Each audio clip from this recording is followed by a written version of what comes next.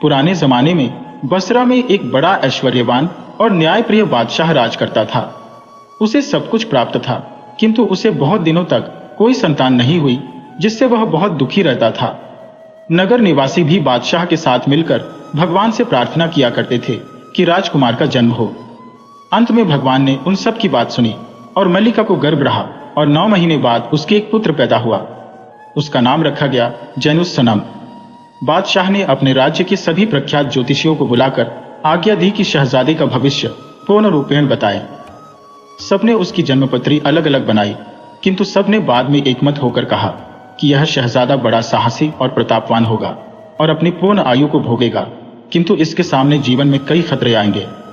बादशाह ने कहा, इसमें तो चिंता की कोई बात नहीं है। जो साहसी होता है वह खतरों का सामना करता ही है। फिर बादशाहों का तो काम ही है कि खतरों से जूझें।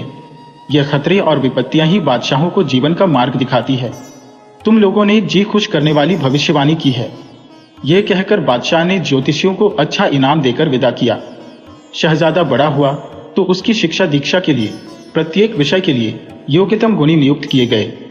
कुछ ही दिनों में वह प्रत्येक विद्या और कला में निपुण हो गया, किंतु बुढ़ापे की औलाद होने की वजह से वह लाड में कुछ बिगड़ भी गया और अपव्ययी हो गया। कुछ समय के बाद उसका पिता रोगग्रस्त हुआ और कोई दवा उस पर प्रभावकारी न हुई।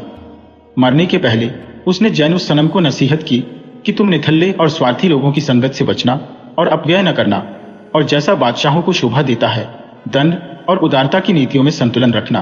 फिर बूढ़ा बादशाह मर गया। जैनुस्सनम ने निश्चित अवधि तक उसका मातम किया और फिर राज सिंहासन पर बैठा। अनुभव तो था नहीं, एक बार ही इतना कोष पाया तो दोनों हाथों से लुटाने लगा और भोग विलास में प्रवृत्त हो गया। उसकी मां ने बहुत समझाने की कोशिश की, किंतु उसने उसकी बात अनसुनी कर दी। फलतः खजाना खाली हो गया, राज्य प्रबंध चौपट हो गया और सैनिक नौकरी छोड़ने लगे।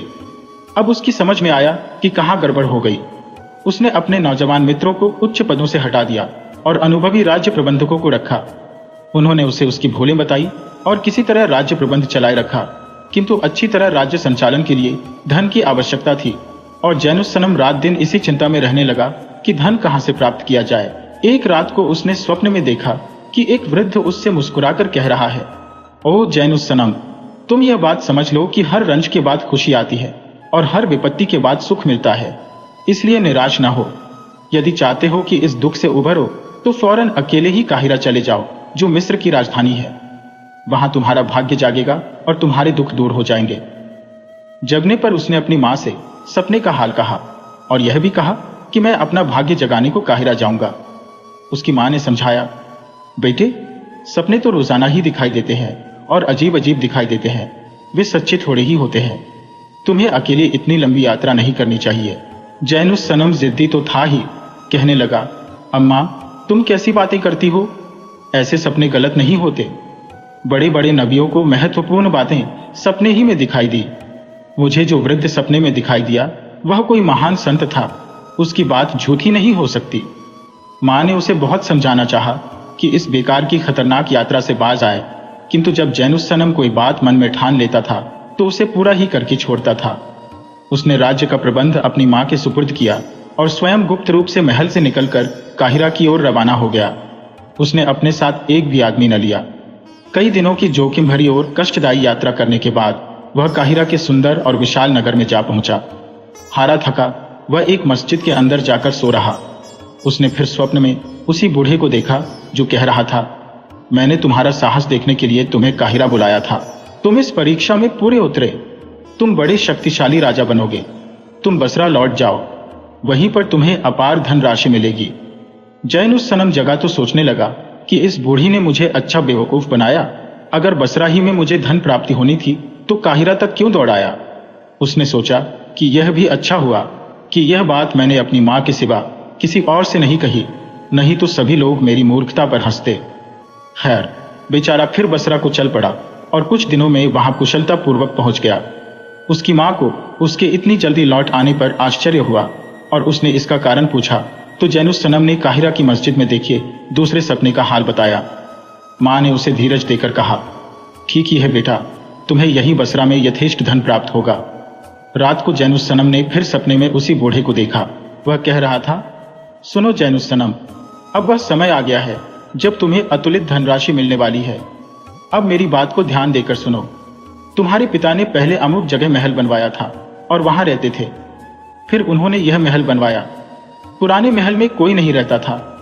तुम वहां एक फावड़ा लेकर अकेले जाओ और जमीन खोदना शुरू करो। थोड़ी देर बाद तुम्हें बड़ा खजाना मिलेगा। जैनुसनम ने सुबह अपनी मां को बताया कि रात को वही बूढ़ा फिर मेरे सपने में आया था और उसने यह कहा है। यह सुनकर उसकी मां हंसने लगी। बोली, यह बूढ़ा भी अजीब है। 2 बार सपने में आकर उसने तुम्हें बेकार इधर से उधर दौड़ाया। अब तीसरी बार भी कुछ बकवास कर गया जिसका कोई मतलब नहीं हो सकता। जैनुसनम ने कहा, अब तो मुझे भी उसकी बात पर विश्वास नहीं रहा है, लेकिन यह अंतिम बार है जब उसकी बात मान रहा हूं। इस बार भी कुछ हाथ ना आया तो आइंदा उसकी बात पर ध्यान न दूंगा। मां ने कहा, चलो यह भी करके देख लो। इतना तो स्पष्ट है कि पुराने मकान का सहन खोदने में काहिरा की यात्रा से कम मेहनत है। जैनुसनम ने कहा, कुछ अजब भी नहीं कि इस बार उसकी बात ठीक निकले। मां ने कहा, तुम जो चाहो करो, मैं तो अब भी कहती हूं कि यह सब बेकार की बातें हैं। जैनुसनम ने कुछ उत्तर दिया, किंतु मां से छुपाकर उसने पुराने महल को खोदना शुरू कर दिया। उसने लगभग 1 गज गहरा गड्ढा खोद डाला, लेकिन वहां 1 पैसा भी नहीं निकला। वह यकायक बैठ गया और सोचने लगा कि मैं फिर मूर्ख बना। मेरी मां को मालूम होगा तो बहुत हंसेगी और कहेगी कि लड़का पागल हो गया है, बेकार ही महल खोदकर खराब किया। कुछ देर सुस्ताने के बाद वह फिर उठा और खोदने लगा। अकस्मात उसका फावड़ा किसी कड़ी चीज पर पड़ा और उसने संभल कर खोदा तो संगमरमर की एक चट्टान पाई। उसको हटाया तो उसके नीचे सीढ़ियां दिखाई दी। उसने एक मोमबत्ती जलाई और उसके उजाले में सीढ़ियों से नीचे उतर गया। अंदर एक बड़ी दालान मिली जिसकी दीवारें चीनी मिट्टी की और छत बिल्लौर पत्थर की बनी थी और उसमें सीप की बनी हुई 4 तिपाइयां रखी थी। हर तिपाई पर 10 देंगे समाक पत्थर की बनी थी। समाक एक सफेद नरम पत्थर होता है। पहले उसने सोचा कि देगों में उम्दा शराब होगी, लेकिन उसने एक देंग का ढक्कन खोला तो उसे अशर्फियों से भरा पाया। उसने और देंगे भी अशर्फियों से भरी पाई। अब उसने एक मुट्ठी अशर्फियां ली और जाकर अपनी मां को दिखाई। वह यह देखकर बड़े आश्चर्य में पड़ी। फिर बोली, बेटे, भगवान ने तुम पर कृपा की है, किंतु अब की बार इस धन को पहले की तरह ना उड़ा देना। जैनुसनम ने कहा, विश्वास रखो, अब मैं तुमसे पूछे बगैर कुछ भी खर्च नहीं करूंगा। फिर उसकी मां ने कहा कि मैं भी उस जगह जाकर वह धन देखना चाहती हूं। जैनुसनम उसे ले गया। उसने अशर्फियों से भरी 40 देंगे देखी। फिर उसकी मां ने इधर उधर नजर दौड़ाई तो एक कोने में समाक पत्थर का बना हुआ एक और पात्र दिखाई दिया। जैनुसनम ने उसे खोलकर देखा तो उसमें सोने की बनी एक चाबी निकली। राजमाता ने कहा, निश्चय ही यहां कोई और खजाना है जिसकी चाबी यहां रखी है। वे लोग दालान में घूमकर देखने लगे कि चाबी कहां लग सकती है। ढूंढते ढूंढते उन्हें दालान की एक ओर एक दरवाजा दिखाई दिया जिसमें ताला लगा था। उन्होंने उसमें वह चाबी लगाई तो ताला खुल गया। ताला खोलकर वे लोग अंदर गए तो एक विशाल कक्ष देखा। उसमें आदमी की कमर जितने ऊंचे 9 सोने के खंभे बने थे। 8 खंभों के ऊपर अलग अलग मनुष्यों की हीरे की बनी मूर्तियां रखी थी, जिनके कारण वह कक्ष जगमग कर रहा था। जैनुसनम उन मूर्तियों का सौंदर्य देखता ही रह गया। 9वें खंभे पर कोई मूर्ति नहीं थी। उस खंभे पर एक सफेद रेशमी कपड़ा मढ़ा था जिस पर लिखा था, प्रिय पुत्र, यह 8 मूर्तियां अनुपम और अमूल्य है, किंतु 9वें खंभे के लिए जो मूर्ति है वह इससे भी बढ़कर है। अगर तुम उसे भी प्राप्त करना चाहते हो तो काहिरा चले जाओ। वहां मेरा पुराना सेवक मुबारक रहता है। वह वहां का प्रसिद्ध आदमी है और तुम्हें उसका मकान बगैर दिक्कत के मिल जाएगा। मुबारक को जब मालूम होगा कि तुम मेरे पुत्र हो तो वह उस जगह ले जाएगा जहां से नवी मूर्ति तुम्हें मिल सकती है। यह पढ़कर जैनुसनम और धन दौलत को भूल गया और उसे नवी मूर्ति प्राप्त करने की धुन सवार हो गई। उसने अपनी मां से कहा, अम्मा, अब मैं नवी मूर्ति पाए बगैर नहीं रह सकता। मैं फिर काहिरा जाऊंगा। उसकी मां बोली, अब मैं तुम्हें कैसे रोक सकती हूं? तुम ऐसे महान सिद्ध के आदेश पर काम कर रहे हैं जो सर्वज्ञ है। तुम्हें उसके आदेश के पालन से कोई हानि नहीं हो सकती। तुम राज्य प्रबंध की भी चिंता न करो, मैं मंत्री की सहायता से सब संभाल लूंगी। लेकिन अब तुम पहले की तरह अकेले न जाना। अब की बार तुम्हें अकेले जाने का आदेश भी नहीं दिया गया है। चुनांचे दूसरे दिन जैनुसनम कुछ चुने हुए सेवकों को साथ लेकर काहिरा की ओर चल दिया। कुछ दिनों बाद वह वहां कुशल पूर्वक पहुंचा। वहां जाकर लोगों से बातचीत की तो मालूम हुआ कि मुबारक सचमुच ही वहां का विख्यात नागरिक है। बादशाह को उसका घर ढूंढने में कोई कठिनाई नहीं हुई। उसका भवन विशाल था। दरवाजे पर आवाज लगाने पर एक नौकर ने द्वार खोला। जैनुस सनम ने कहा, मैं परदेशी हूं। तुम्हारे स्वामी की उदारता के बारे में बहुत कुछ सुना है। मैं चाहता हूं कि उनका मेहमान बनो। नौकर ने अंदर जाकर अपने स्वामी को यह बताया और उससे आदेश पाकर जैनुस सनम और उसके आदमियों को अंदर ले गया। जैनुस सनम ने देखा कि वह मकान अंदर से और भी शानदार था। एक सजी हुई दालान में मुबारक उसकी प्रतीक्षा कर रहा था। उसे देखकर मुबारक ने उठकर सलाम किया और पूछा कि आप कौन हैं, कहां से आए हैं? जैनुस सनम ने कहा, तुमने मुझे पहचाना नहीं? मैं बसरा के स्वर्गवासी बादशाह का पुत्र जैनुस सनम हूं। मुबारक ने कहा, मैं तो स्वर्गवासी बसरा नरेश का क्रीतदास हूं, लेकिन मैंने आपको नहीं देखा। आपकी उम्र कितनी होगी?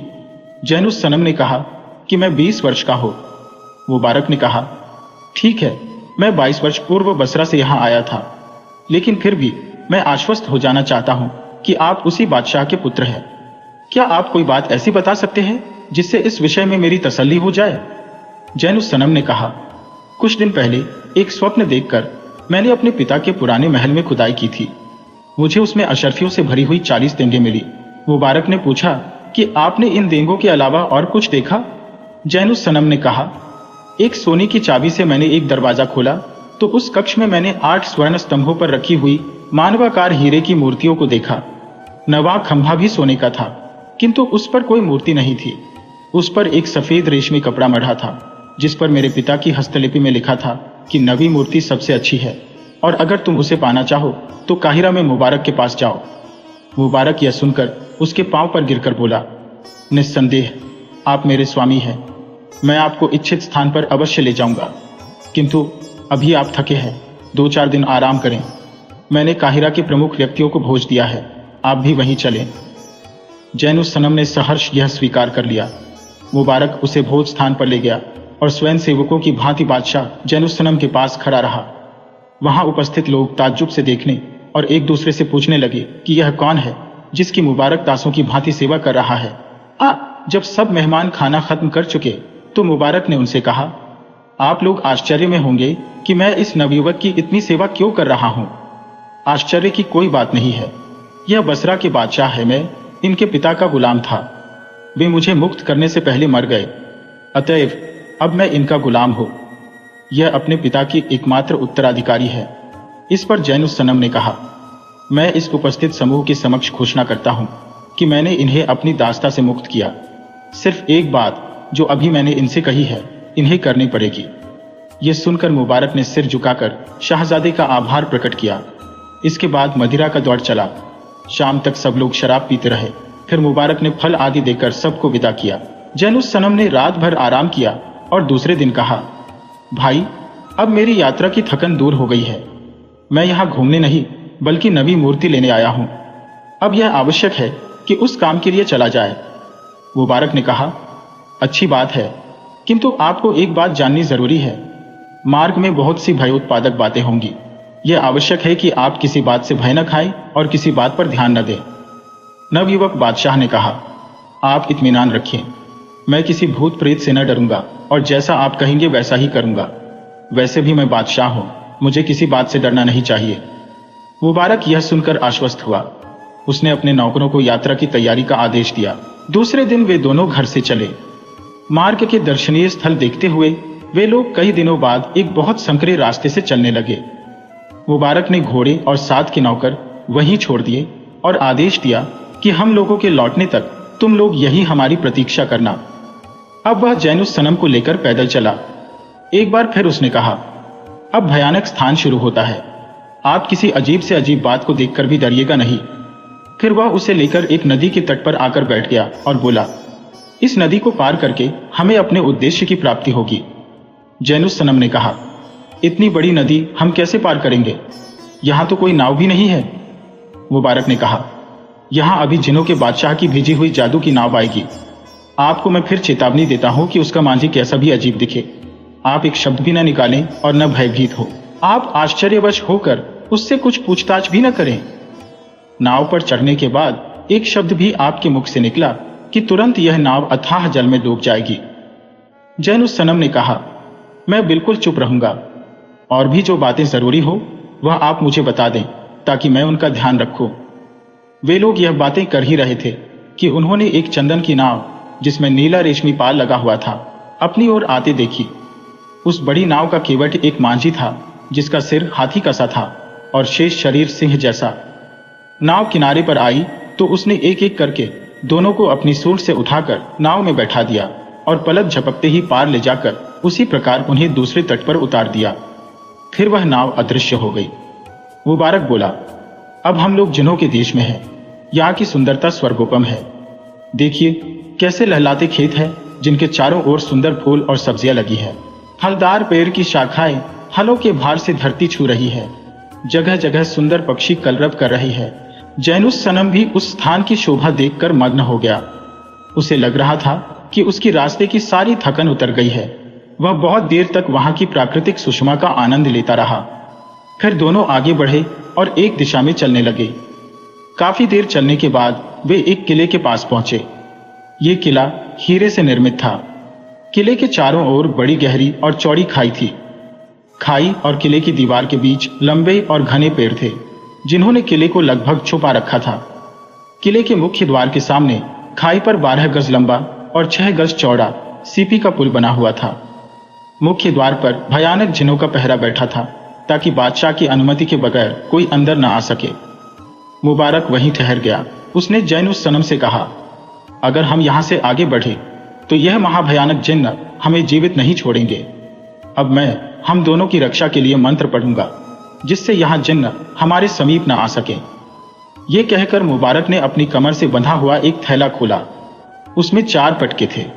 उसने एक पटका अपनी कमर और दूसरा अपनी पीठ पर बांधा। बाकी 2 पटके उसने इसी तरह बांधने के लिए जैनुस सनम को दिए। फिर उसने जमीन पर 2 चादरें बिछाई। उन चादरों के कोनों और किनारों पर पत्थर रखकर उसने उन्हें स्थिर कर लिया। फिर वह जैनुस सनम से बोला, अब मैं जिनों के बादशाह का आह्वान करता हूं। उसी का यह किला है। अगर वह यहाँ किसी भयानक रूप में आएगा तो उसका मतलब यह होगा कि वह हमारे आने से प्रसन्न नहीं है और हम लोग बड़े दुख में पड़ जाएंगे। किंतु अगर वह मानवीय रूप में आया तो आपकी कामना पूर्ण हो जाएगी। आप इस बात का ध्यान रखिए कि वह चाहे जो रूप भी धरकर आए उसे झुक कर सलाम करें, किंतु किसी भी दशा में उस चादर या उन पटकों को अपने शरीर से अलग न होने दें।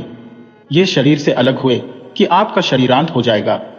जिन्हों के बादशाह के आगमन पर आप यह कहें कि मेरे पिता का जो आपका सेवक था अब देहांत हो चुका है और जो कृपा आप मेरे पिता पर किया करते थे वह मुझ पर भी करें। जब वह पूछे कि मैं तुम पर कौन सी कृपा करूं तो आप कहें कि मुझे अपने महल के तहखाने के लिए नवी मूर्ति भी दे दीजिए। इस प्रकार मुबारक ने जैनुस सनम को सारी बातें दोबारा समझाई और फिर मंत्र पढ़ने लगा। कुछ ही देर में बड़े जोर से बादल गरजने लगा और ऐसा भयंकर शब्द हुआ कि जान पड़ता था कि जमीन फट जाएगी। जैनुस सनम यह कांड देखकर बहुत डरा। उसने बाहरी तौर पर तो शांति रखी किंतु उसका दिल जोरों से धड़कने लगा। मुबारक ने उसकी यह दशा देखी तो बोला, अब आपको घबराने की जरूरत नहीं। जितनी भयानकता होनी थी हो ली। अब यह अंधेरा भी छोड़ जाएगा और उजाला हो जाएगा। ऐसा ही हुआ। कुछ ही क्षणों में बादल, बिजली सब गायब हो गए और प्रकाश फैल गया। उसके बाद जिन्हों का बादशाह एक सुंदर मनुष्य के रूप में प्रकट हुआ। मुबारक के समझाने के अनुसार जैनुस सनम ने खड़े होकर झुककर जिन्हों के बादशाह को सलाम किया। जिन्हों का बादशाह मुस्कुराता हुआ उसके समीप आया और बोला, मेरे बेटे, तुम्हारा स्वर्गीय पिता मेरा बड़ा घनिष्ठ मित्र था। मुझे उससे बड़ा स्नेह था। जब भी वह मेरे पास आता मैं उसे हीरे की एक सुंदर मूर्ति भेंट में देता। वह उसे अपने साथ ले जाता। इस प्रकार मैंने उसे 8 मूर्तियां दी। मैंने उससे यह भी कहा कि तुम नवी मूर्ति के लिए भी स्वर्ण स्तंभ बनवाओ और उस पर एक सफेद रेशमी चादर में अपने बेटे के लिए संदेश लिखकर छोड़ दो। तुमने वह संदेश पढ़ा और उसके अनुसार यहाँ आए हो। मैंने तुम्हारे पिता से प्रतिज्ञा की थी कि नवी मूर्ति मैं जैनुस सनम को दूंगा। नवी मूर्ति सुंदरता में पहले की 8 मूर्तियों से कहीं अच्छी है। मैंने भी अपने प्रण के पालन हेतु वृद्ध के रूप में तुम्हें सपना दिया था और मैंने ही तुम्हारे पहले महल में छुपा हुआ खजाना तुम्हें दिलवाया था और तुमने अशर्फियों की देंगे पाई और फिर अंदर के कमरे में जाकर उसे खोलकर तुमने स्वर्ण स्तंभ पर स्थापित हीरक मूर्तियों को देखकर और फिर अपने पिता द्वारा लिखित संदेश को पढ़ा। मुझे मालूम है कि उस संदेश को पढ़कर ही तुम मुबारक के साथ यहाँ आए हो। उसके बाद जिन्हों के बादशाह ने कहा, तुम्हारी मनोकामना अवश्य पूरी होगी और तुम्हें तुम्हारी वांछित वस्तु मिलेगी। अगर मैं तुम्हारे पिता से उसका वादा न करता तो भी नवी मूर्ति तुम्हें ही देता, लेकिन उससे पहले तुम्हें मेरा एक काम करना होगा। तुम मेरे लिए एक कन्या लाओ। उसकी अवस्था 15 वर्ष की होनी चाहिए, वह रूपवती भी हो और उसका हृदय भी निर्मल हो। किंतु मैं तुम्हें चेतावनी देता हूं, तुम उसके साथ भूलकर भी दुष्कर्म न करना, वरना तुम्हारी मृत्यु हो जाएगी। जैनुस सनम ने कहा, मैं आपकी आज्ञा अनुसार आपके उपभोग के लिए एक 15 वर्ष की कन्या जरूर लाऊंगा, किंतु कठिनाई यह है कि मैं उसका बाह्य सौंदर्य तो देख सकता हूं, किंतु उसके अंतःकरण का हाल मुझे किस प्रकार ज्ञात हो सकता है। हम मनुष्य एक दूसरे के दिल का हाल नहीं जानते। जिन्हों का बादशाह मुस्कुराकर बोला, तुम बुद्धिमान हो, तुम्हारी बात ठीक है। तुम मनुष्य तो एक दूसरे के दिल का हाल नहीं ही जानते।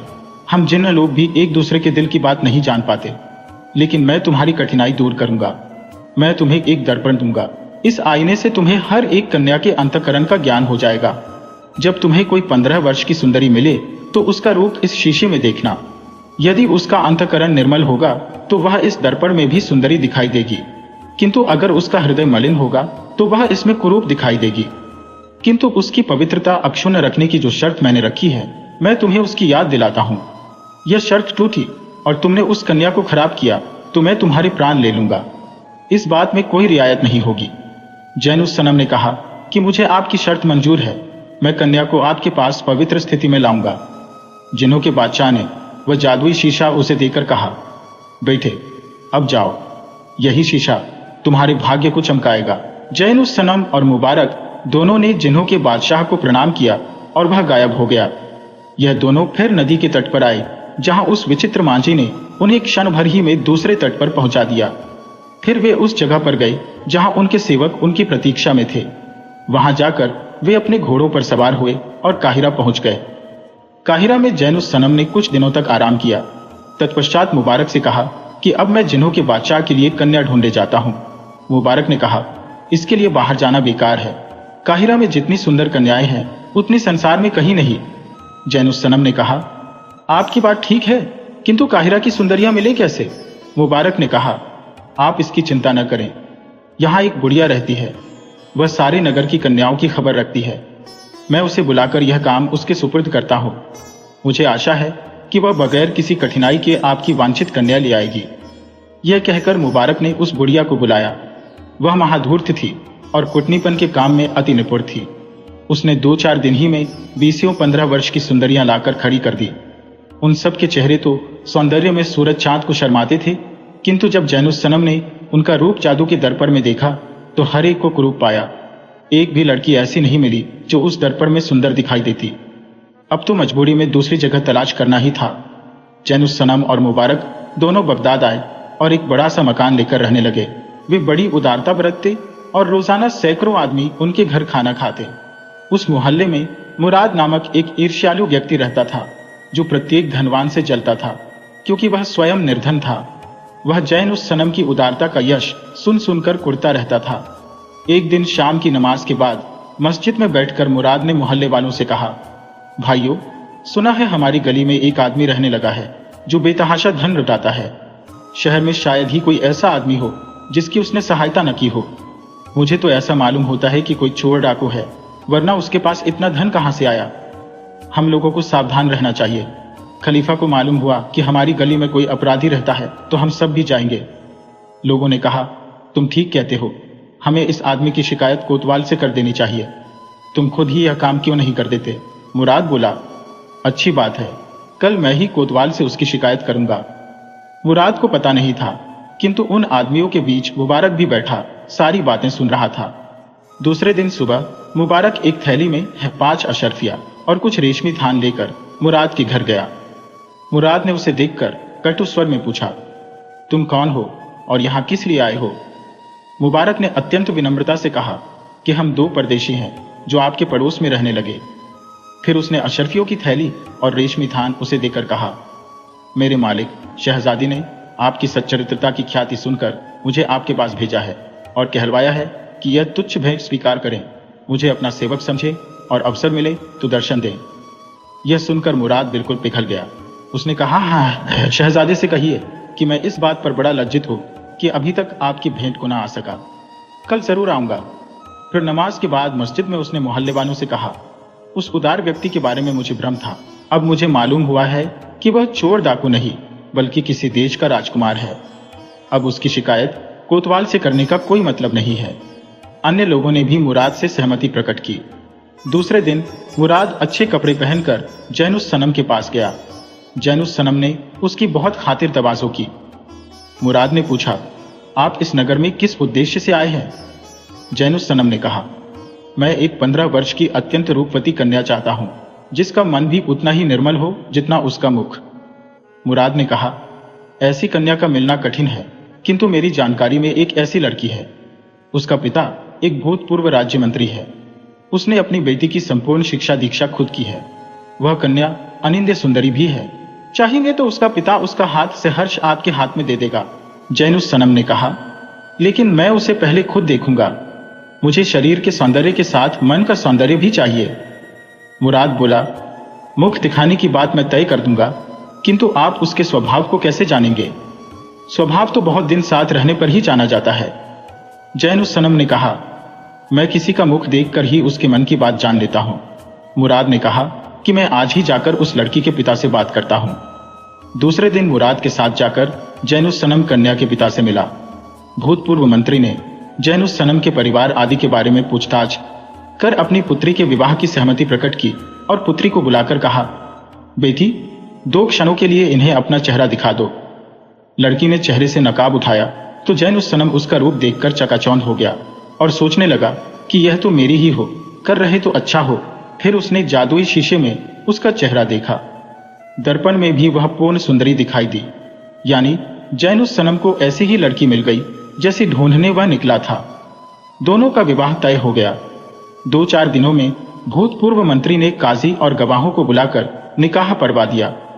जैनुस सनम ने लाखों के जेवर चढ़ावे में दिए और भूतपूर्व मंत्री ने भी भारी दहेज देकर कन्या को विदा कर दिया।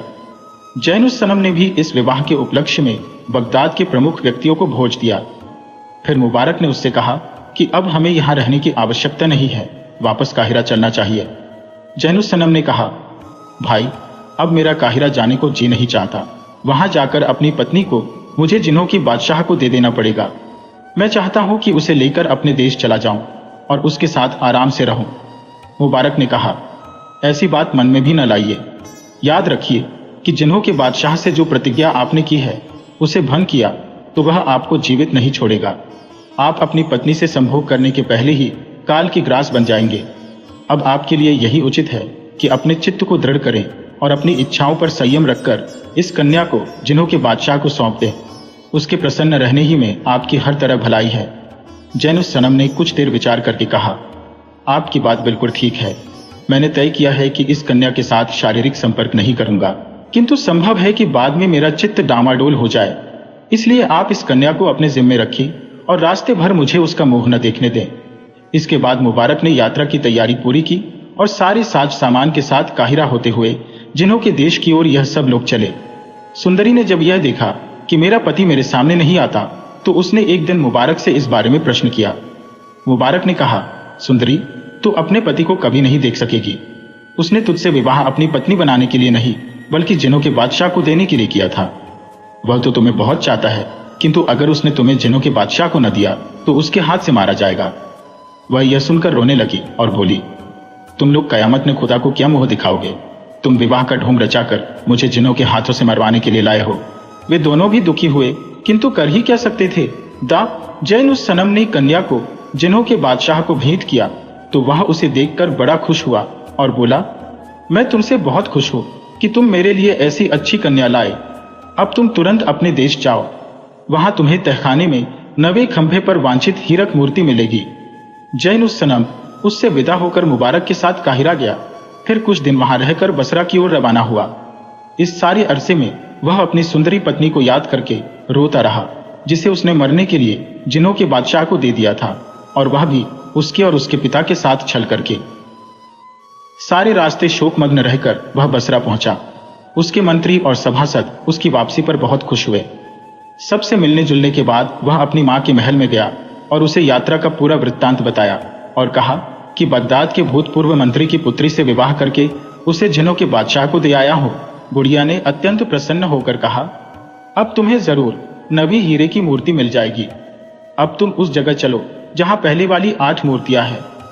जैन उस सनम ने मुंह से तो कुछ न कहा, किंतु मन में कहता रहा कि ऐसी सुंदर जीवित मूर्ति को खोने के बाद मैं मुर्दा मूर्ति लेकर क्या करूंगा। इसी कुरन को लिए हुए मां के साथ तहखाने में आया, किंतु वहां जाकर देखा कि नवे खंभे पर हीरे के बदले एक सुंदरी खड़ी है। पास जाकर देखा तो वही कन्या थी जिससे उसने विवाह किया था।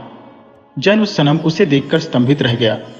सुंदरी बोली, तुम्हें तो दुख हो रहा होगा कि इसे तो मैं मरने के लिए छोड़ आया था, ये फिर मेरे सिर पड़ गई। जैन उस सनम ने कहा, भगवान ही जानता है कि तुम्हें छोड़ने का मुझे कितना दुख था, किंतु मैं वचनबद्ध था। और फिर इस बात का डर था कि वचन तोड़ने पर जिन्हों का बादशाह मुझे मार डालेगा। मैंने तो रास्ते में भी कई बार सोचा कि वचन तोड़कर तुम्हें अपने महल में ले आऊं, किंतु मेरे वयोवृद्ध मित्र ने मुझे इस बात से रोके रखा। मुझे नवी मूर्ति की बिल्कुल चिंता नहीं थी, किंतु मुबारक ने जिन्हों के बादशाह को नाराज करने से मुझे बाज रखा। अब मैंने तुम्हें बैठे ही पा लिया है। अब मुझे नवी मूर्ति की तो क्या, सारे संसार के धन दौलत और राजपाट की कोई परवाह नहीं है। जैन उस सनम की मां आश्चर्य के साथ यह सब बातें देख सुन रही थी कि अचानक एक घनघोर शब्द हुआ और सारा भवन हिलने लगा। जैन उस सनम की मां यह देखकर और घबराई और चीख पड़ी। इतने में जिन्हों का बादशाह मनुष्य रूप में प्रकट हुआ और जैन उस सनम की मां से बोला, मलिका, मैं तुम्हारे पुत्र से ही स्नेह रखता था। मैं इसे सफल बादशाह देखना चाहता था, इसलिए मैंने तरह तरह से इसके शौर्य, विनय, आत्मसंयम और प्रतिज्ञा पालन की परीक्षा ली। यह सुंदरी और सच्चरित्र कन्या भी मैंने अपने लिए नहीं, वास्तव में तुम्हारे पुत्र के लिए चुनी थी। इसलिए मैंने इसे यहां पहुंचा दिया, और यह लो, नवे खंभे पर लगाने के लिए यह हीरक मूर्ति भी लो। यह कहकर उसने खंभे पर हीरक मूर्ति लगाई और गायब हो गया। सब लोग बहुत खुश हुए और राज्य में कई दिनों तक बादशाह के विवाह का महोत्सव रहा। उपर्युक्त कहानी के मध्य में एक यात्रा में जैन उस सनम के दरियावार देश में जाने का भी उल्लेख है। वहां की एक चित्ताकर्षक कथा उसने सुनी थी। वह कथा भी इस जगह कही जाती है। हैरन नगर में एक बड़ा प्रतापी बादशाह था जिसे भगवान ने सब कुछ दे रखा था, किंतु उसकी कोई संतान नहीं थी। एक रात को उसे सपने में दिखाई दिया कि एक दिव्य पुरुष उससे कह रहा है, उठ, भगवान तेरी मनोकामना पूरी करेगा। सुबह माली से अपने बाग का एक अनार मंगाकर खाना। सवेरे नमाज पढ़ने के बाद उसने माली से अनार मंगाया और उसमें से निकले 50 दाने खाए, क्योंकि उसकी 50 रानियां थी। इसके बाद वह एक एक कर सभी के पास गया। ईश्वर की कृपा से एक रानी पीरोज के अलावा उसकी सभी रानियां गर्भवती हो गईं। बादशाह को इस बात से बड़ी ग्लानि हुई। उसे विश्वास हो गया कि यह रानी बांझ है। उसने चाहा कि पीरोज का वध करवा दे, किंतु उसके मंत्री ने उसे ऐसा करने से रोका और कहा कि संभव है वह भी गर्भवती हो, किंतु उसमें गर्भ के लक्षण प्रकट न हुए हो। बादशाह ने कहा, अच्छी बात है, मैं इसका वध नहीं कराऊंगा, किंतु इसे अपने पास नहीं रहने दूंगा। मंत्री ने कहा, ठीक है, उसे आप अपने भतीजे सुमेर के पास, जो समारिया देश का हाकिम है, भेज दीजिए। अतएव बादशाह ने पीरोज को समरिया भेज दिया और साथ ही अपने भतीजे को पत्र लिखा कि हम अपनी रानी को तुम्हारे पास भेज रहे हैं। यदि उसके कोई पुत्र पैदा हो तो मुझे खबर देना। समरिया में दिन पूरे होने पर पीरोज ने एक पुत्र को जन्म दिया। सुमेर ने सूचना भिजवाई कि रानी के पुत्र हुआ है। बादशाह यह सुनकर खुश हुआ, किंतु उसने पीरोज को वापस नहीं बुलाया। उसने सुमेर को लिखा कि यहां भी भगवान की दया से 49 रानियों के पुत्र हुए हैं। तुम पीरोज के पुत्र का नाम खुदादाद रखो, उसकी पैदाइश की सारी रस्में करो और उसकी अच्छी शिक्षा का प्रबंध करो। हम यहां से उसका सारा खर्चा भेजेंगे। सुमेर नवजात शिशु का पितृवत पालन करने लगा। जब खुदादाद बड़ा हुआ तो उसे बाण विद्या, घुड़सवारी और तत्कालीन सारी विद्याओं, कलाओं की शिक्षा प्रवीण शिक्षकों से दिलाई गई और वह सारी विद्याओं में पारंगत हो गया। 18वां वर्ष लगते उसका रूप और शरीर ऐसा निखरा कि वह संसार का सबसे रूपवान पुरुष लगने लगा। उसमें जवानी का जोश उभरा तो उसने अपनी मां से कहा, अगर तुम अनुमति दो तो मैं समरिया से निकलकर अपने बल की परीक्षा लूं। मेरे पिता हैरन नरेश के बहुत से शत्रु हो गए हैं। चारों ओर के बादशाह भी हैरन पर आक्रमण करना चाहते हैं। आश्चर्य है कि ऐसे कठिन समय में भी मेरे पिता ने मुझे क्यों नहीं बुलाया और मेरे शौर्य का उसने लाभ क्यों नहीं उठाया। फिर भी मेरा घर बैठना उचित नहीं है। मेरे पिता ने मुझे नहीं बुलाया तो न सही, मुझे चाहिए कि मैं स्वयं ही उसकी सेवा में उपस्थित हूं। मां ने उससे कहा, यह तो ठीक है कि देश को शत्रुओं का भय हो तो तुम्हें घर पर नहीं बैठना चाहिए, किंतु तुम अभी प्रतीक्षा करो। शायद वह तुम्हें बुला भेजे। बगैर बुलाए तुम्हारा जाना ठीक नहीं है। खुदादाद ने कहा, जब राज्य पर ऐसा संकट पड़ा हो तो बुलावे की प्रतीक्षा करना बेकार बात है। मुझे इस समय इतनी बेचैनी हो रही है कि यदि मैं तुरंत अपने पिता की सेवा में उपस्थित नहीं होता तो शायद जीवित ही न रह सकूंगा। मैं वहां अपनी वास्तविकता प्रकट ही नहीं करूंगा। मैं अपने को परिदर्शी बताऊंगा और उसकी सेवा करूंगा। मैं तभी यह बात बताऊंगा कि मैं उसका पुत्र हूं जब वह मेरे शौर्य से प्रभावित हो जाएगा। फिर तो नाराजगी की बात न रहेगी। किंतु उसकी मां ने उसे जाने की अनुमति नहीं दी। इस पर वह कुछ दिनों बाद एक सफेद घोड़े पर सवार होकर शिकार के बहाने निकला और अपने साथ कुछ विश्वस्त साथी भी ले लिए। कुछ ही दिनों में वे सब हैरन पहुंच गए। खुदादाद ने बादशाह के दरबार में प्रवेश पा लिया और जाकर उसे फर्शी सलाम किया। बादशाह ने उसका वैभव और व्यवहार देखकर उसे कृपापूर्वक अपने पास बुलाया और उसका परिचय पूछा। खुदादाद ने कहा, मैं काहिरा नगर का निवासी हूं और एक अमीर का बेटा हूं। मैं संसार भ्रमण के लिए अपने देश से निकला हूं। मैंने सुना है आपको शत्रुओं ने परेशान कर रखा है। अनुमति हो तो आपके लिए रणक्षेत्र में पदार्पण करूं। बादशाह इस बात से बड़ा खुश हुआ और उसे अपनी निजी सेना का मुख्य अधिकारी बना दिया। खुदादाद ने कुछ ही दिनों में उस सेना को सज्जित और शिक्षित कर दिया और उसके नायकों को भी पारितोषिक और सम्मान देकर प्रसन्न कर दिया। मंत्रीगण भी उसके व्यवहार से मुग्ध हो गए। दरबार में उसका सम्मान सारे शहजादों और सरदारों से अधिक होने लगा। उस पर बादशाह की कृपा अधिकाधिक हो गई। उसने सेना का विस्तार और सुप्रबंध किया। यह देखकर राज्य के शत्रुगण भी बगैर लड़े अपने देशों को खिसक गए। बादशाह ने अपने बेटों के प्रशिक्षण का भार भी खुदादाद पर डाल दिया। यद्यपि वह अपने भाइयों में सबसे छोटा था, तथापि सबका अधिष्ठाता हो गया। इस बात से शहजादे उससे और भी जलने लगे। वे आपस में कहने लगे कि हमारे बूढ़े पिता को जाने क्या हो गया है कि इस परदेशी को इतना चाहने लगा है कि हम सब पर उसका आदेश चलवा दिया है। उन्होंने एक मत से कहा कि यह स्थिति असह्य है। वे सलाह करने लगे कि इस परदेशी का क्या किया जाए। एक ने राय दी कि इसे अकेला पाकर मार डालेंगे। एक अन्य शहजादे ने कहा कि यह ठीक नहीं है, यह बात छुपी न रहेगी और बादशाह हमें कठोरतम दंड देगा। अंत में एक शहजादे की बात सबको पसंद आई। उसकी राय थी कि हम लोग इससे शिकार खेलने की अनुमति लें और इस बहाने निकलकर किसी दूर देश को चले जाए। इससे हमारे पिता को चिंता होगी और वह खुद ही इसे मरवा डालेगा। इस उपाय पर सारे शहजादे एकमत हो गए और इस योजना को पूरा करने की तैयारी करके लगे। फिर एक दिन उन्होंने खुदादाद से कहा कि हम कल शिकार के लिए जाना चाहते हैं, शाम तक वापस आ जाएंगे। खुदादाद ने अनुमति दे दी। वे लोग तो फिर लौटे ही नहीं। तीसरे दिन बादशाह ने खुदादाद से पूछा कि शहजादे दिखाई नहीं देते, वे कहाँ चले गए? खुदादाद ने कहा, सरकार, यह सेवक स्वयं इस चिंता में है। वे मुझसे शिकार की अनुमति लेकर गए थे। आज तीसरा दिन है, उनका पता नहीं है। बादशाह को भी चिंता हुई।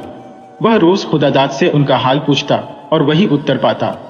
अंत में एक दिन उसने क्रोध में आकर खुदादाद से कहा, परदेशी, तूने इतना साहस कैसे किया कि शहजादों को शिकार पर भेज दिया और खुद उनके साथ नहीं गया? अब खैरियत इसी में है कि तू खुद उनकी खोज में जा और जहां भी मिले उन्हें लेकर आ। तू उन्हें न लाया तो तेरा सिर उतरवा दूंगा। खुदादाद बादशाह के क्रोध से डर गया और कुछ धन लेकर घोड़े पर सवार होकर चला गया।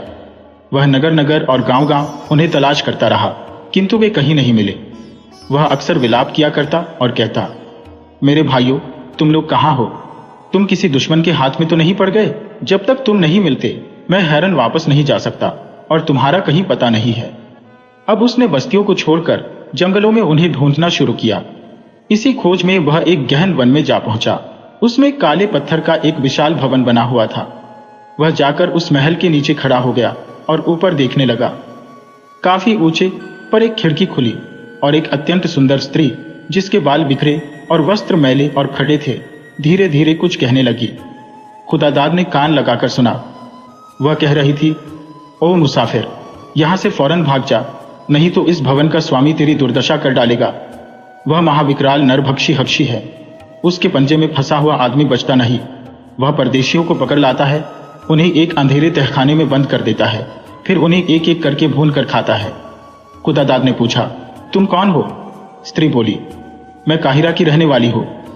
बगदाद जा रही थी, इस वन से निकल रही थी कि यही हबशी आ गया। इसने मेरे सेवकों को मार डाला और मुझे इस जगह बंद कर दिया। वह मुझसे भोग करना चाहता है, किंतु मैं बचती रही हूं। आज मैंने उसकी बात नहीं मानी तो वह मुझे मार डालेगा।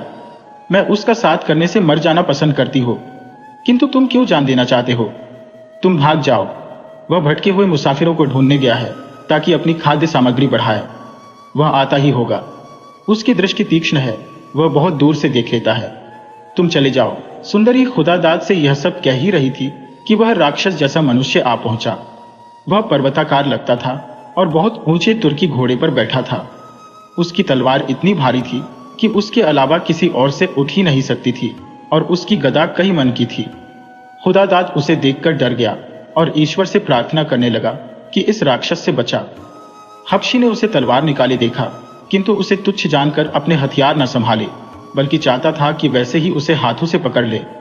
यह देखकर खुदादाद ने घोड़ा बढ़ाया और उसके घुटने पर एक तलवार की चोट की। घाव खाकर हबशी ने घोर गर्जन किया और अपनी भारी तलवार निकालकर खुदादाद पर चलाई। खुदादाद पैतरा बदलकर बच गया, वरना वहीं खीरे की तरह कट जाता। अब खुदादाद ने अपनी गदा इस कौशल और ऐसे कोण से चलाई कि हबशी का हाथ ही कटकर गिर गया और वह घोड़े से नीचे आ रहा। खुदादाद झपट कर पहुंचा और अपनी तलवार से हबशी का सिर उसके शरीर से अलग कर दिया। वह सुंदरी खिड़की से यह युद्ध देख रही थी और भगवान से प्रार्थना कर रही थी कि खुदादाद को विजयी बनाए। हबशी की मृत्यु देखकर खुशी से फूली न समाई और पुकार कर कहने लगी, भगवान की बड़ी दया हुई। अब तुम इसकी कमर से चाबियों का गुच्छा लो और ताला खोलकर मेरे पास आओ। वह विशाल हबशी किले की सारी कुंजियां अपने पास ही रखा करता था। खुदादाद उसके पास आया।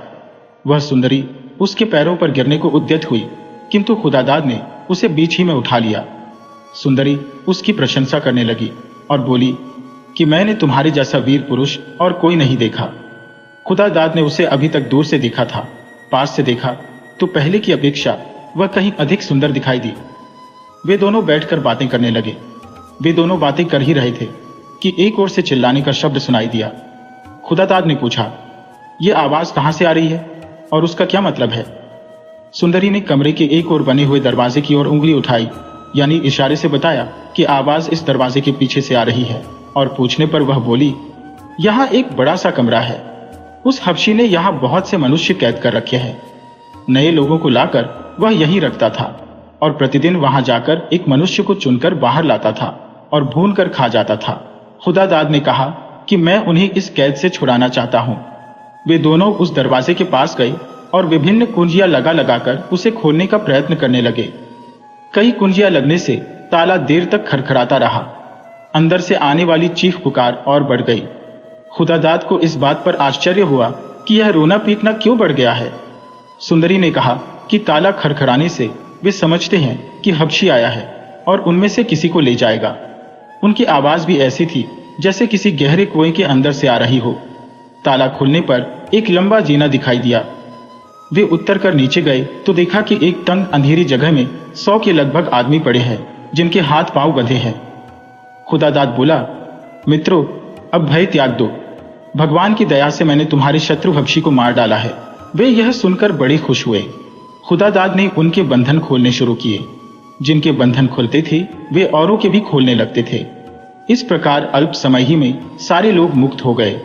तहखाने से बाहर निकलकर सबने खुदादाद के पांव चूमे और उसे आशीर्वाद देने लगे। जब वे महल के बाहर खुले प्रकाश में आए तो खुदादाद ने देखा कि उनमें उसके वे सभी भाई हैं जिन्हें वह ढूंढने निकला था। उसने कहा, भगवान की बड़ी अनुकंपा है कि तुम लोग सही सलामत हो। तुम्हारे पिता तुम्हारे वियोग में अति कातर हो रहे हैं। तुम लोगों में से तो कोई राक्षस के पेट में नहीं गया। यह कहकर उसने उन्हें गिना और शेष समूह से अलग कर दिया। सारे शहजादी एक दूसरे के गले मिले। खुदादाद ने सुंदरी से पूछकर हबशी के भंडार गृह का पता लगाया और सब लोगों को भरपेट भोजन कराया। उसने यह भी देखा कि गोदामों में तरह तरह की मूल्यवान वस्तुएं, रत्न, सुगंधियां, रेशमी थान, मखमल आदि के ढेर लगे हैं। यह माल हबशी ने व्यापारियों से लूटा था, जिन्हें वह तहखाने के लिए पकड़ लाता था। उस गोदाम में सारे मुक्त बंदियों को ले जाकर खुदादाद ने कहा कि अपना अपना माल उठा लें। सबने अपनी अपनी गठरियां ली तो खुदादाद ने शेष वस्तुओं में से भी अधिकांश उन्हें बांट दी। किंतु उसने कहा कि इस सुनसान वन में से तुम लोग इन चीजों को ले कैसे जाओगे? उन्होंने कहा, यह हबशी हमारी ऊंट और खच्चर भी पकड़ लाता था। वे कहीं बंधे होंगे। खुदादाद पशुशाला में गया तो उसने सैकड़ों ऊंटों और खच्चरों के अलावा शहजादों के घोड़े भी बंधे देखे। उनकी रखवाली हबशी सेवक करते थे। वे सब इन बंदियों को छूटा देखकर समझ गए कि हमारा हबशी मालिक मारा गया। वे सब जान बचाकर इधर उधर भाग गए। खुदादाद ने उन्हें जाने दिया। फिर खुदादाद ने उस सुंदरी से कहा, तुम्हें यह हबशी कहां से लाया था? हम तुम्हें वहीं पहुंचा देंगे। यह हैरन के शहजादे तो तुम्हारे देश को जानते ही होंगे, वही तुम्हें पहुंचा देंगे। लड़की बोली, यह मैं पहले ही बता चुकी हूं कि मैं काहिरा की रहने वाली हूं। तुमने मेरी जान और इज्जत बचाई, इसके लिए तुम्हारी अति आभारी हूं। मैं अपना और हाल क्या बताऊं, बस इतना काफी है कि मैं भी एक शहजादी हूं। एक दुष्ट ने मेरे पिता को मार डाला और उसके देश को लूट लिया। मैं वहां से भागी और यहां आकर इस राक्षस जैसे हबशी के हाथ पड़ गई। इस पर खुदादाद तथा अन्य शहजादों ने जोर दिया तो वह अपना विस्तृत वृत्तांत इस प्रकार बताने लगी। उस सुंदरी ने कहा कि काहिरा के निकट दरियाबार नाम एक द्वीप है। उसका बादशाह सब प्रकार से सुखी था, किंतु उसे संतान न होने का बड़ा दुख था। वर्षों की प्रार्थनाओं और सिद्धों के आशीर्वादों से उसके यहाँ एक पुत्री जन्मी। मैं ही वह अभागी हूं। मेरे जन्म पर मेरे पिता ने बड़ा समारोह किया। मैं बड़ी हुई तो उसने मुझे सारी विद्याओं और कलाओं की शिक्षा दिलवाई। उसने मुझे राज्य के प्रबंध की स्वयं शिक्षा दी। उसका विचार यह था कि उसकी मृत्यु के बाद मैं ही राज्य की अधिष्ठात्री बनूं। एक दिन मेरा पिता शिकार खेलने गया। उसने एक हिरन के पीछे घोड़ा डाल दिया और अपने साथियों से बिछुड़ गया। शाम हो गई किंतु हिरन हाथ न आया। मेरा पिता एक पेड़ के नीचे जा बैठा और सोचने लगा कि राजधानी को किस प्रकार वापस हुआ जाए। रात होने पर उसने देखा कि गहन वन के बीच एक जगह से प्रकाश आ रहा है। वह उधर चला। उसे आशा थी कि यह प्रकाश किसी गांव से आ रहा होगा, किंतु काफी दूर चलने के बाद उसने देखा कि प्रकाश एक विशाल भवन से आ रहा है। वह उस ओर बढ़ा तो देखा कि घर में एक लंबा चौड़ा हबशी बैठा मांस खा रहा है और हाड़ियां उठाकर उनसे शराब पी रहा है। उसने यह भी देखा कि पास ही में एक अति सुंदर स्त्री बैठी है जिसके हाथ बंधे हैं और उसके पास ही 2-3 वर्ष का एक लड़का बैठा है। मेरे पिता को उस स्त्री पर दया आई और उसने इरादा किया कि हबशी को मारकर इस सुंदरी को छुड़ाऊं। वह अवसर की प्रतीक्षा से खड़ा रहा। हबशी जब आधा बैल खा चुका और सारी हाड़ियों की शराब पी चुका तो स्त्री से कहने लगा, ओ मनमोहनी, तू कब तक मुझसे अलग अलग रहेगी और कब तक मेरी इच्छा पूरी नहीं करेगी? तू यह तो देख कि मैं तुझसे कितना अधिक प्यार करता हूं और कैसे तेरे ही ध्यान में मरता हूं। तुझे भी चाहिए कि मुझसे इसी तरह प्रेम करे। स्त्री ने कहा, दुष्ट जंगली, क्या बकवास लगा रखी है। मैं और तुमसे प्रेम करूंगी। पहले अपनी सूरत तो आईने में देख। तू मुझे बराबर दुख दे रहा है। तू चाहे इससे भी अधिक दुख मुझे दे, बल्कि मेरी जान भी ले ले, तो भी मैं तेरी ओर मुंह करके थूकूंगी भी नहीं। हबशी यह सुनकर क्रोध से पागल हो गया। उसने उठकर बाएं हाथ से स्त्री को पकड़ा और दाहिने से तलवार निकालकर उसका सिर काटने को उद्यत हुआ। इतने ही में मेरे पिता का छोड़ा हुआ तीर उसकी छाती में घुस गया और वह मरकर गिर पड़ा। मेरे पिता ने अंदर जाकर सुंदरी की रस्सियां खोली और उससे पूछा कि तुम कौन हो और कैसे इस राक्षस के हाथ पड़ी। उसने कहा, यहां से कुछ ही दूर सरासन नामी एक कबीला रहता है। उसके निवासी अर्धसभ्य हैं। वहां का बादशाह मेरा पति है। यह दुष्ट हबशी जिसे अभी तुमने मारा है मेरे पति का दरबारी था। यह मुझ पर बहुत दिनों से मुग्ध था। यह बराबर मुझे भगाने की ताक में रहता था। एक दिन मेरे पति को असावधान देखकर यह मुझे और मेरे इस बच्चे को ले भागा। यहां लाकर उसने मुझे बांध रखा और रोजाना चाहता था कि मेरे साथ संभोग करे।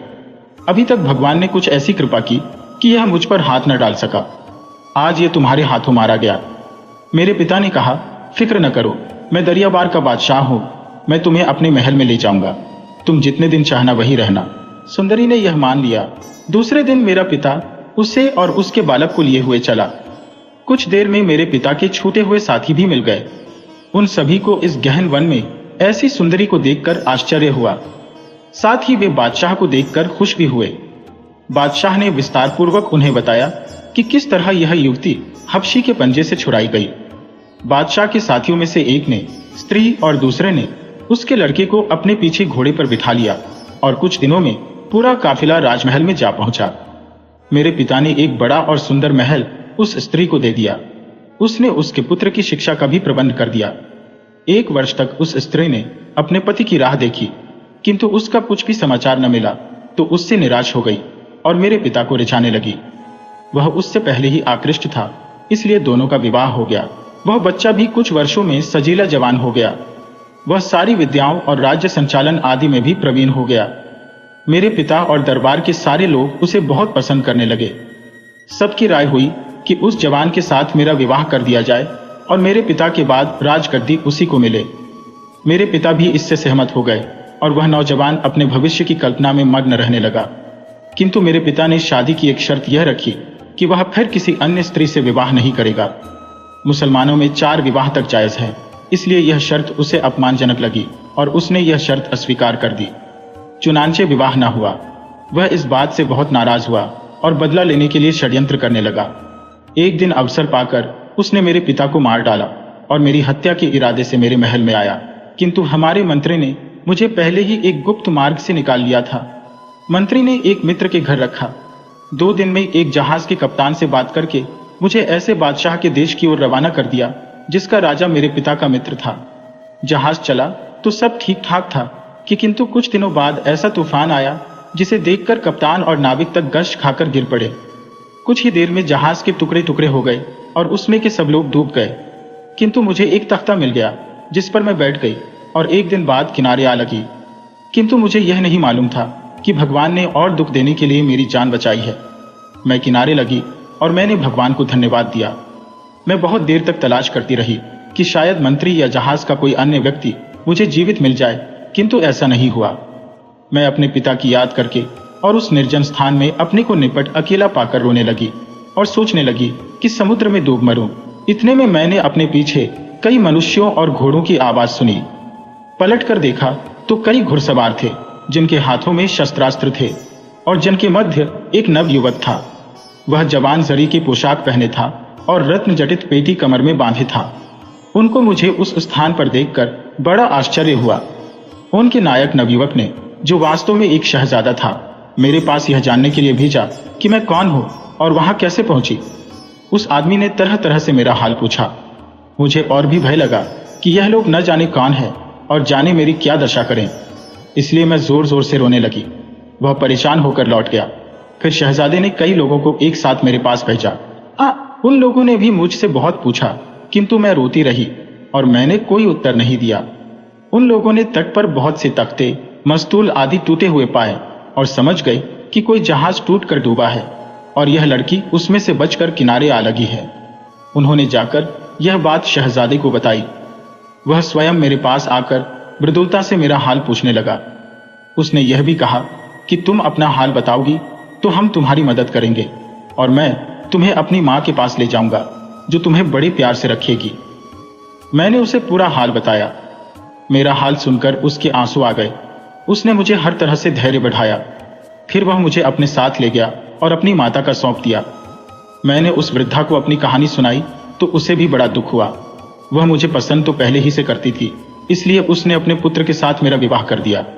किंतु यहां तक मुझे पहुंचाकर मेरी किस्मत फिर पलट गई। उस राज्य का एक पड़ोसी राजा उसका पुराना दुश्मन था। जिस रोज मेरी सुहागरात होनी थी उसी दिन उसने आक्रमण कर दिया। उसकी सेना अति विशाल थी और उसने कुछ घंटों ही में नगर को रौंद डाला। उसने मेरे पति को और मुझे पकड़ने के लिए आदमी भेजे, किंतु हम पहले ही बच निकले और छुपते छुपाते समुद्र तट पर रात के समय पहुंचे। वहां एक मछुआरे की नाव बंधी थी। हम दोनों उसे खोलकर समुद्र में बढ़ने लगे। कुछ दूर जाकर वह नाव एक समुद्री धारा में पड़ गई। हमें कुछ नहीं पता था कि नाव किधर जा रही है। 2 दिन बाद देखा कि एक जहाज हमारी ओर आ रहा है। हम समझे कि वह कोई व्यापारी जहाज है, इसलिए हमने सहायता के लिए आवाज दी। लेकिन यहां फिर धोखा हुआ। जहाज पर 5-7 डाकू थे।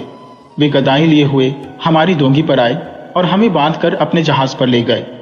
जहाज पर उन्होंने मेरा नकाब उठाया तो सब ठगे से रह गए, क्योंकि उन्होंने ऐसी सुंदर स्त्री कभी नहीं देखी थी। फिर उनमें झगड़ा होने लगा। हर एक चाहता था कि मेरा मालिक बने। फिर उनमें तलवार चलने लगी और एक अति बलवान डाकू को छोड़कर सभी मारे गए। उस डाकू ने कहा, मैं तुझे काहिरा ले जाकर एक मित्र को भेंट करूंगा। उसने मुझसे एक सुंदर दासी मांगी थी। लेकिन यह आदमी कौन है? तेरा भाईबंद है या प्रेमी? मैंने बताया कि यह मेरा पति है तो वह बोला, फिर तो इसका दुख दूर होना चाहिए। इससे तेरी दशा कब तक देखी जाएगी? यह कहकर उसने मेरे पति को बंधा बंधा ही समुद्र में डाल दिया। मैं बहुत रोई पीटी और पति के पीछे समुद्र में कूदने को तैयार हो गई, किंतु डाकू ने मुझे मस्तूल से बांध दिया और जहाज को चलाने लगा। वायु अनुकूल थी और हमारा जहाज कुछ ही दिनों में एक छोटे से नगर के तट पर आ लगा। डाकू ने वहां कई दास और कई ऊंट मोल लिए और स्थल मार्ग से काहिरा की ओर प्रस्थान किया। हम कई दिनों की यात्रा के बाद इस जंगल से गुजर रहे थे तो हमने उस राक्षस जैसे हबशी को अपनी ओर आते देखा। पहले हमें आश्चर्य हुआ कि यह मीनार कैसे चल रही है। पास पहुंचा तो देखा कि आदमी है। इस दुष्ट ने पास आकर अपनी गदा उठाई और डाकू से कहा, अपने आदमियों के हाथ बांध और अपने भी बांध और इस सुंदरी को लेकर मेरे पीछे चला आ। किंतु डाकू और उसके दासों ने उसके साथ युद्ध किया। फिर वे सब के सब मारे गए। नरभक्षी ने और लाशें छोड़कर सिर्फ डाकू की लाश एक ऊंट पर रखी और ऊंट पर मुझे बिठाया और इस किले में ले आया। ये कल ही की बात है। शाम को उसने डाकू की लाश को भून कर खाया और मुझे सारा हाल बताया कि किस तरह वह खाने को आदमी लाया करता है और कैसे उसने तहखाने में आदमी बंद कर रखे हैं कि अगर किसी दिन नया भोजन न मिले तो इन्हीं में से किसी को भून खाए। उसने कहा, मांस तो तेरा भी नरम होगा, किंतु मैं तुझे मारूंगा नहीं बल्कि तुझसे विलास करूंगा। आज तो तू थकित और दुखी है, इसलिए आज छोड़ता हूं, कल से तुझे मेरी शैया पर सोना पड़ेगा। किंतु इसकी नौबत नहीं आई, आज तुमने इसे मार डाला। खुदादाद ने कहा, अब तुम कुछ फिक्र न करो, यह 49 शहजादे हैरन राज्य के हैं, इनमें से जिसके साथ तुम चाहो तुम्हें ब्याह दिया जाए। उसने कहा, मैं तो अपने उद्धारकर्ता को ब्याहना चाहती हूँ। अन्य लोगों ने भी उसका समर्थन किया और वहीं खुदादाद के साथ दरियाबार को शहजादी ब्याह दी गई। वह दिन तो विवाह समारोह और हंसी खुशी में बीता। दूसरे दिन सब लोग वहां से हैरन की ओर चल दिए।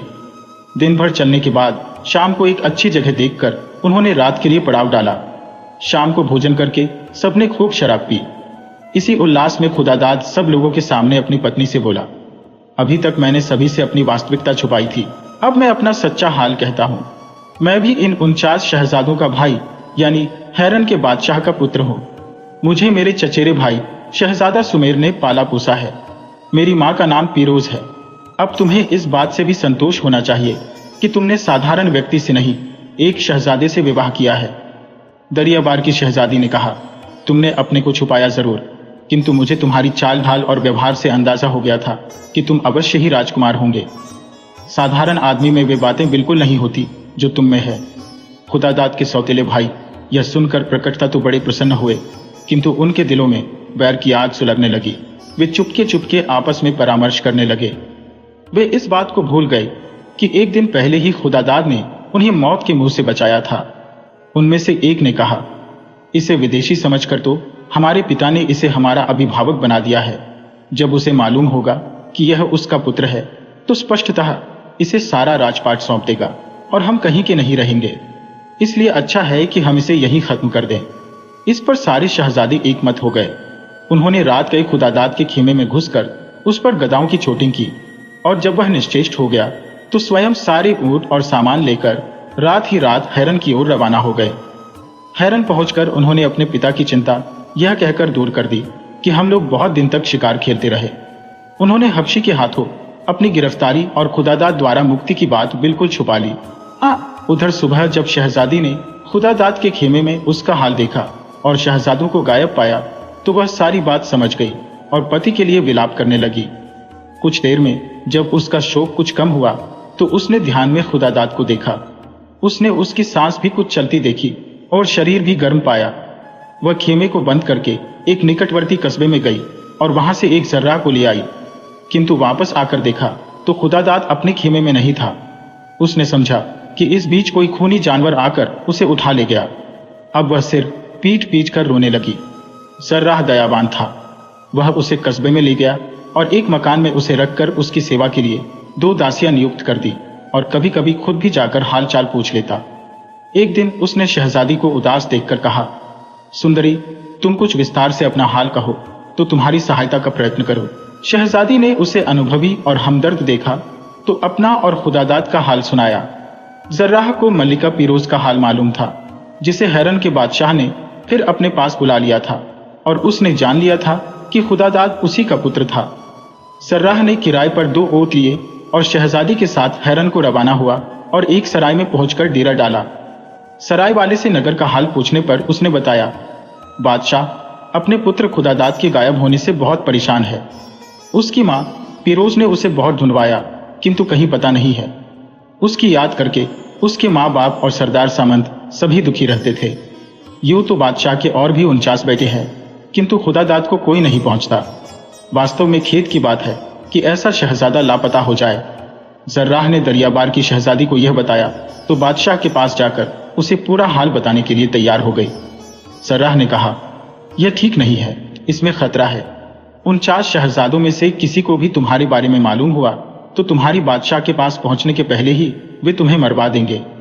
अच्छा, यह होगा कि वह स्वयं खुदादाद की मां के पास किसी तरह पहुंचूं और जब उसे पूरा हाल बता दूं तो तुम्हें बुलाऊं। तब तक के लिए तुम यही सराय में ठहरो। शहजादी ने यह मान लिया। जर्राह शहर में गया तो एक बड़े रास्ते में देखा कि एक भव्य महिला एक ऊंट पर सवार आ रही है। उस ऊंट का साज सामान बहुत ही मूल्यवान था और उस ऊंट के पीछे बहुत से गुलाम चल रहे थे। पुरवासी भी ऊंट को देखकर विनयपूर्वक सड़के के किनारे खड़े हो जाते और उसका अभिवादन करते थे। जर्राह ने भी एक किनारे खड़े होकर उसका अभिवादन किया। फिर उसने एक आदमी से पूछा कि यह कौन है। उसने बताया कि यह खुदादाद की मां मलिका फिरोज है। यह सुनकर जर्राह उसकी सवारी के पीछे लग गया। उस महिला ने एक मस्जिद में जाकर नमाज पढ़ी और निर्धनों तथा भिखारियों को खूब दान दिया। बादशाह ने उससे कहा था कि तुम खुदादाद की वापसी का आशीर्वाद पाने के लिए भिखारियों को खूब दान दिया करो। जर्राह भीड़ में घुस गया और उसने एक दास से कहा कि मैं मलिका से बात करना चाहता हूं। उसने कहा, भाई, इस समय तो उसे रात दिन खुदादाद की ही चिंता है। वह इस विषय के अलावा किसी से कोई बात नहीं करती।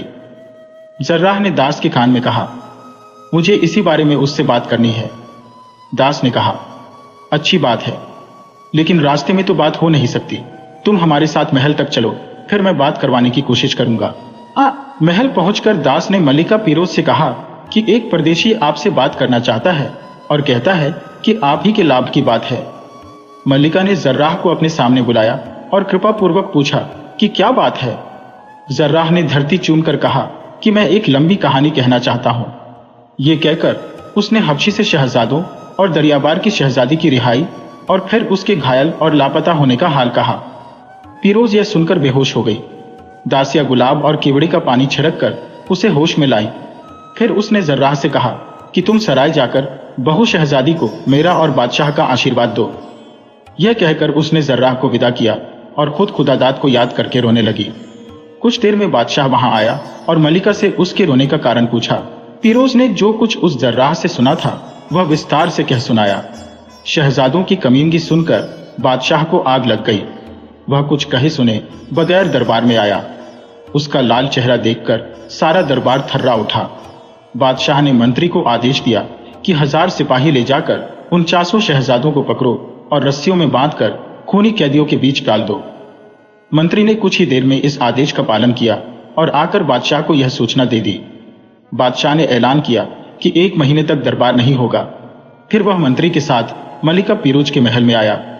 कुछ देर के सलाह मशविरे के बाद उसने मंत्री को आदेश दिया कि अमुक सराय में जाकर दरियाबार की शहजादी और जर्राह को आदरपूर्वक यहाँ ले आओ। मंत्री एक सजा सजाया ऊंट और एक उम्दा घोड़ा लेकर सराय को गया और ऊंट पर शहजादी और घोड़े पर जर्राह को सवार करा के चला। मार्ग में यह सवारी बड़ी शान से निकली और सभी को मालूम हो गया कि शहजादा खुदादाद की पत्नी दरियाबार की शहजादी है। सब लोग खुश हुए। उन्हें आशा बंधी कि अब शहजादे का भी पता चल जाएगा। सवारी जब महल के द्वार पहुंची तो बादशाह खुद अगवानी के लिए आया। शहजादी ने सवारी से उतरकर बादशाह और मलिका के पांव चूमे। फिर तीनों गले मिलकर खुदादाद की याद में देर तक रोते रहे। जब उन लोगों की तबीयत कुछ संभली तो दरियाबार की शहजादी ने कहा कि मुझे आशा है कि जिन लोगों ने मेरे निर्दोष पति की इतनी निर्दयता से हत्या की है उनसे इसका बदला लिया जाएगा। बादशाह ने कहा, तुम भरोसा रखो, यद्यपि वे मेरे पुत्र हैं तथापि मैं उन्हें जीता न छोड़ूंगा। उसके बाद वह कहने लगा, अपने बेटे खुदादाद का शव नहीं मिला है, फिर भी मैं चाहता हूं कि उसकी याद बनाए रखने के लिए एक मकबरा बनवाऊं। इसके बाद उसने मंत्री को आदेश दिया। मंत्री ने नगर के बीच में एक जगह लेकर उसमें सफेद संगमरमर का एक विशाल और सुंदर मकबरा कुशल कारीगरों से बनवा दिया। बादशाह को जब यह सूचना मिली कि मकबरा तैयार है तो उसने एक दिन तय किया जब सारे लोग वहां जाकर मातम और कुरान पाठ करें। वह दिन भी आ पहुंचा। नगर के सभी निवासी मकबरे पर पहुंच गए। बादशाह भी अपने दरबारियों और सरदारों सामंतों के साथ वहां पहुंचा। कब्र पर एक काली मखमल की सुनहरे काम की चादर बिछी थी। बादशाह और अमीर उस पर बैठे। कुछ देर बाद फौजी सवारों की एक टुकड़ी आई। इसके जवान सिर नीचा और आंखें आदि बंद किए थे। उन्होंने कब्र की 2 बार परिक्रमा की और फिर कब्र के सामने खड़े होकर बोले, राजपुत्र, यदि हमारी शक्ति और शौर्य से तुम जीवित हो सको तो हम अपने प्राण देकर भी तुम्हें जीवित कर देंगे, किंतु यदि ईश्वर की इच्छा कुछ और हो तो हम लोग मजबूर हैं। ये कहकर वे लोग चले गए। फिर एक गिरोह महात्माओं का आया जो कुटीरों में रहते थे और किसी से मिलते जुलते नहीं थे। उनका अगुआ एक वृद्ध था जिसने एक मोटी पुस्तक अपने सिर पर रखी थी। वे भी कब्र की 3 बार परिक्रमा करके कब्र के सामने खड़े हो गए और बोले, हे राजकुमार, यदि हमारी सारी तपस्याओं के फलस्वरूप तुम पुनः जीवित हो जाओ तो हम इसके लिए तपस्याओं का फल अर्पित कर देंगे। ये कहने के बाद वे लोग भी जिधर से आए थे उधर ही चले गए। इसके बाद सफेद टट्टुओं पर सवार और भव्य वस्त्राभूषण पहने, सिरों पर रत्नों की मंजूषाएं लिए हुए 50 अतीब सुंदर कुमारियां आईं। उन्होंने भी कब्र की कई बार परिक्रमा की। फिर उनमें सबसे अल्पायु और सुंदर स्त्री कब्र के सामने खड़े होकर बड़ी उच्च स्वर में बोली, शहजादे, हम तुम्हारी दासियां हैं। हमारा सौंदर्य तुम पर न्यौछावर है। यदि इसके बदले तुम्हें जीवन दान मिले तो हम इसके लिए प्रस्तुत हैं। यद्यपि हमें ज्ञात है कि तुम जिस स्थान पर हो वहां यह चीजें काम नहीं आती। ये कहने के बाद सुंदरियों का गिरोह भी चला गया। फिर बादशाह अपने दरबारियों और सरदारों के साथ खड़ा हो गया। इन सब ने भी 3 बार कब्र की परिक्रमा की। फिर बादशाह उच्च स्वर में बोला, ओ शहजादे, तुम कहाँ हो? तुम्हारे वियोग में मेरी आंखों की ज्योति जाने लगी है। यह कहकर वह फूट फूट कर रोने लगा। उसके साथ के लोग भी रोने और मातम करने लगे। कुछ देर बाद सब लोग अपने अपने स्थानों को लौट गए और मकबरे का दरवाजा बंद कर दिया गया। बादशाह ने नियम बना दिया कि सप्ताह में एक दिन शहजादे के मकबरे पर इसी तरह का मातम हुआ करे। फिर बादशाह ने आज्ञा दी कि उसके 49 दुष्ट पुत्रों को निर्दोष खुदादाद की हत्या के अपराध में मृत्युदंड दिया जाए। सारे नगर में यह समाचार फैल गया। उनके लिए फांसी की टिकटियां तैयार की जाने लगी। लेकिन इस बीच एक व्यवधान उपस्थित हो गया। बादशाह द्वारा पहले पराजित हुआ एक शत्रु राज्य पर एक बड़ी सेना लेकर चढ़ दौड़ा। बादशाह ने खेदपूर्वक कहा कि आज खुदा बख्शे। साथ ही उसने पराजय की स्थिति में भाग जाने की तैयारी भी कर रखी थी। युद्ध अभी शुरू भी नहीं हुआ था कि एक ओर से सवारों की एक बड़ी टुकड़ी आई। पहले किसी को मालूम न था कि वे मित्र हैं या शत्रु, किंतु उन्होंने आकर शत्रु पर हमला किया और उसे मार भगाया। हैरन का बादशाह बड़े आश्चर्य में पड़ा कि यह दैवी सहायता कहां से आ गई। उसने भगवान को धन्यवाद दिया और अपने भृत्यों से कहा कि सहायक सेना में जाकर पूछो कि उसका सरदार कौन है और कहां से आया है। भृत्यों ने जाकर उसके सिपाहियों से पूछा तो उन्होंने कहा कि हमारा सरदार खुद ही बादशाह से मिलने जाएगा। शत्रुओं का संपूर्ण रूप से सफाया करने के बाद जब बादशाह की खुशी का ठिकाना न रहा तो वह इतना अभिभूत हुआ कि कुछ बोल भी न सका। खुदादाद ने कहा, पिताजी, मैं आपका पुत्र खुदादाद ही हूं, जिसे आप सब लोग मरा हुआ समझते थे। ईश्वर ने मुझे शायद इसीलिए जीवित रखा कि मैं आज के कठिन समय पर आपके काम आऊं। बादशाह ने कहा, बेटे, मुझे तो विजय से अधिक तेरे मिलने की प्रसन्नता है।